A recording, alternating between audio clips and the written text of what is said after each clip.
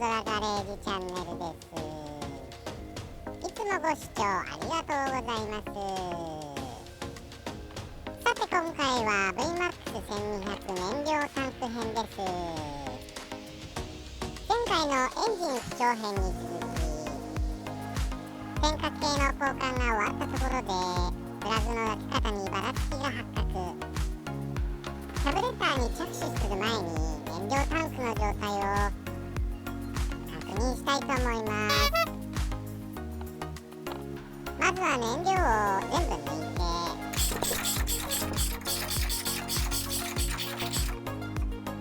サイドまでゆっくりしていってね。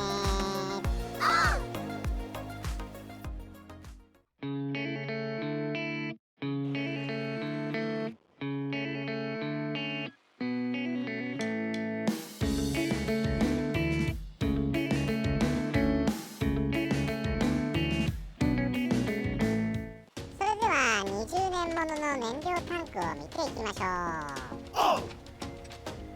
まずは一度燃料を全部抜いて空っぽにしてみようと思います。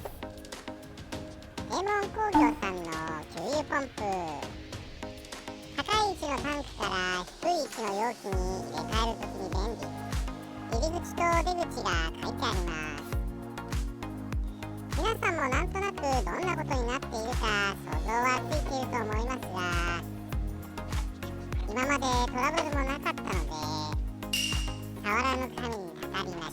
事実を知るのが怖くて見て見ぬふりをしてきました。受ける容器にペットボトルを用意。何度かポンピングして流れ始めればあとは大気圧で自然に流れ落ちます。ガソリンの色が悪い気がするのは私だけ？いや、絶対悪いでしょう。だいたい抜けたところでさらに底辺部へ。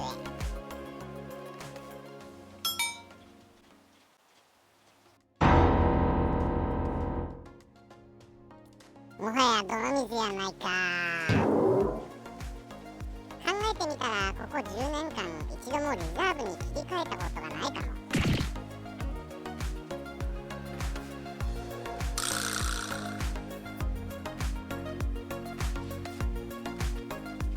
こうなったら燃料フィルターも見ないわけにはいきませんね。タンクとポンプの間にある燃料フィルターを外します。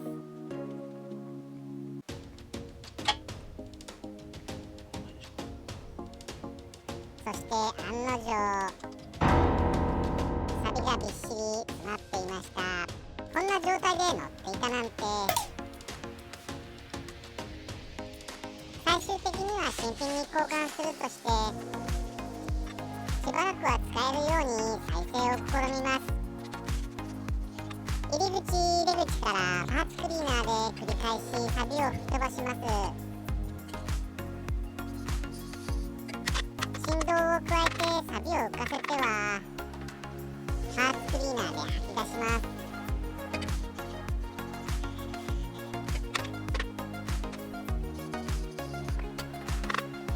サビの残骸は大体除去できました。仕上げにエアダスターで出口からエアを圧縮して乾燥。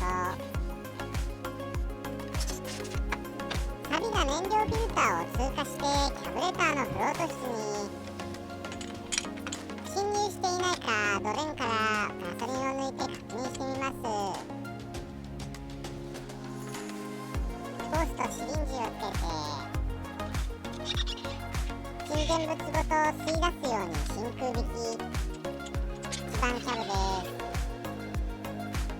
目に見えるような異物はないようです。続いて2番キャブです。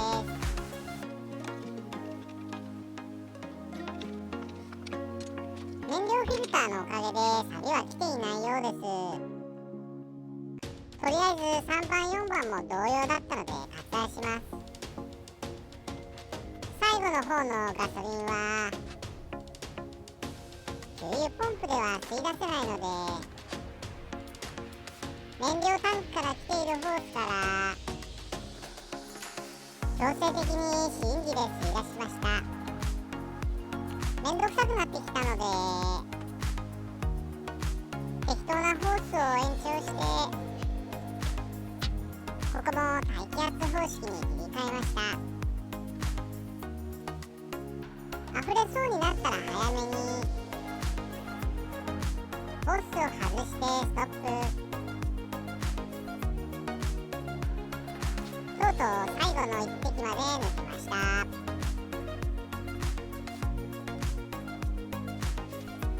100円ショップでコーヒーフィルターとポタンク用広口蒸合を買ってきました。ガソリン浄化作戦開始します。まずは1回目です。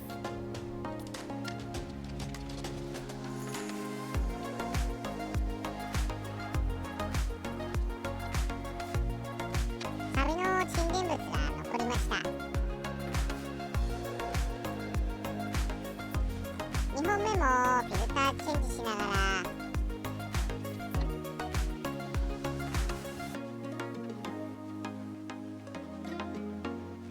サビの沈殿物が残りました。ガソリン浄化作戦第2ラウンドです。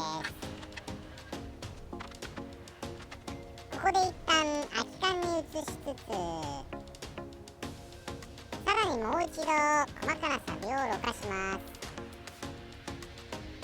流れが悪くなったらフィルター交換。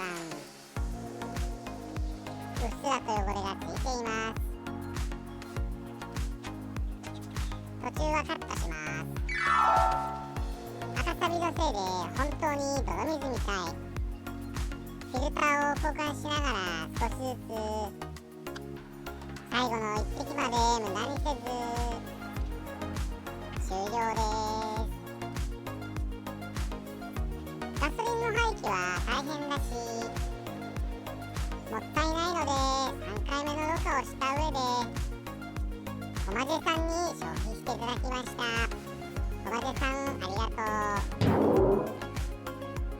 ガソリンの爆発エネルギーは強大で色が悪くても古くても大丈夫です。無事通勤で全部使い切りました。それでは皆さん洞窟探検の時間がやってまいりました。使用する機材は二輪車用ドラレコとペン型ライト、それぞれ針金を巻きつけて中に吊るしていきます。いよいよ前人未到の洞窟探検です。中は非常に暗く古いガソリンの匂いが立ち込めています。照明さん明かりをお願いします。お、なんか見えてきましたよ。謎の柱が2本と地底湖が見えます。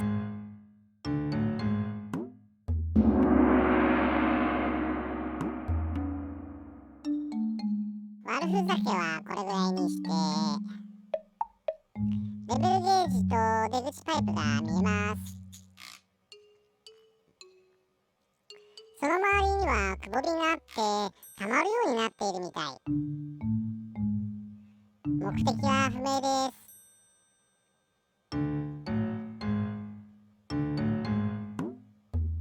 近づいてみましょう。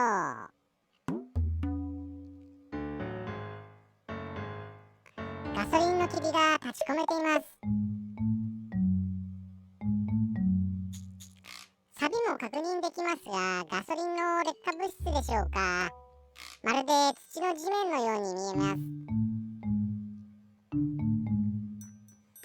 これが燃料タンク内の世界です。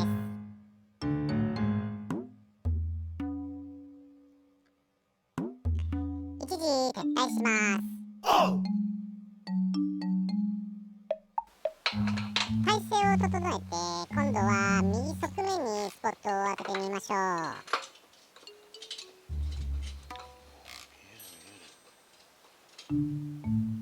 錆びてます。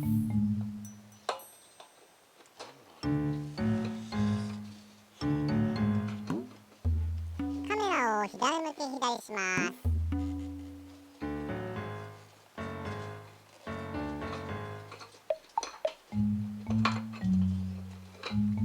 こちらも錆びてますね。左下にサビの破片が溜まっています。さらに左向き左します。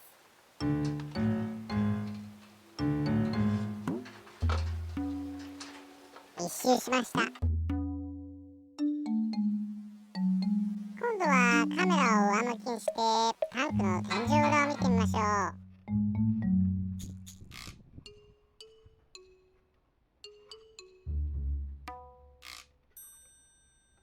錆びてます。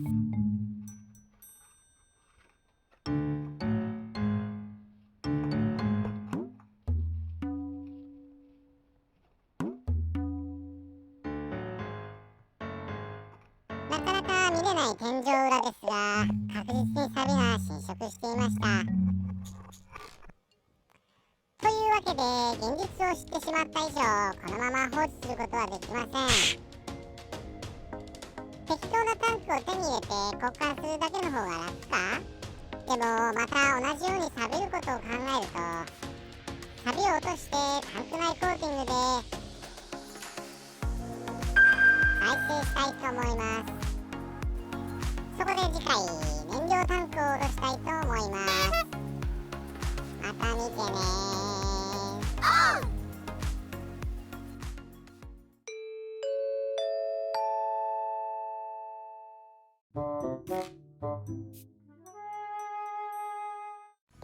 最後までご視聴ありがとうございました。